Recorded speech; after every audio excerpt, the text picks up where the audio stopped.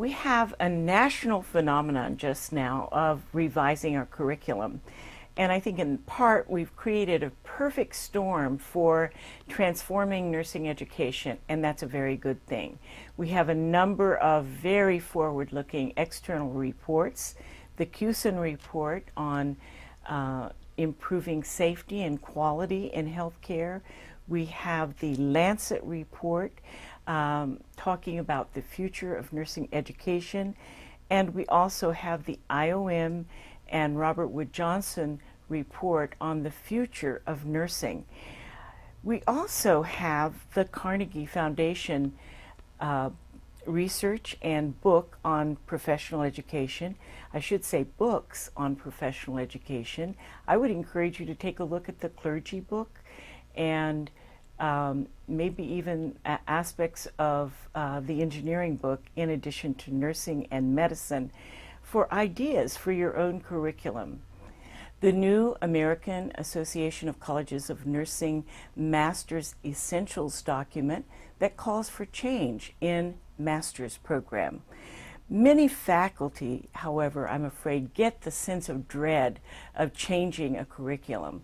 The old parlance was, oh, it's like moving a graveyard, because there are all these vested interests and border competition, and it's a very slow, ponderous project.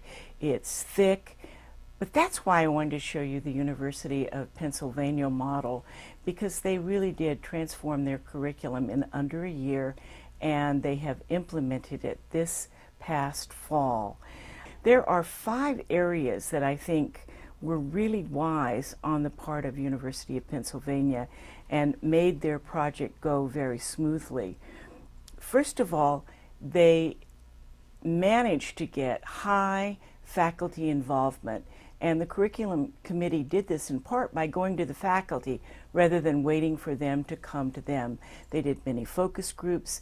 They also at one point had a room with the suggested revisions, and then the opportunity for faculty and students to put a sticky note up with their name on so they could follow through on the recommendation, so that they really had maximum participation in the forming. But they chose to have a small writing committee of 2, Dr. Pat D'Antonio and Dr. Martha Curley.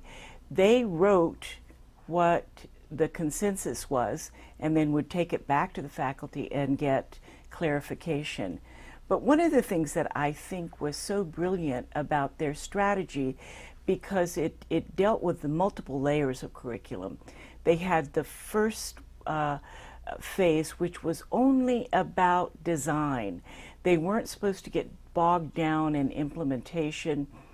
They weren't supposed to get bogged down in impediments. The dean really encouraged them to dream large, and if they thought they couldn't afford it, still put it down. And there's always the possibility of raising money when you have a really good idea that's going to transform nursing education.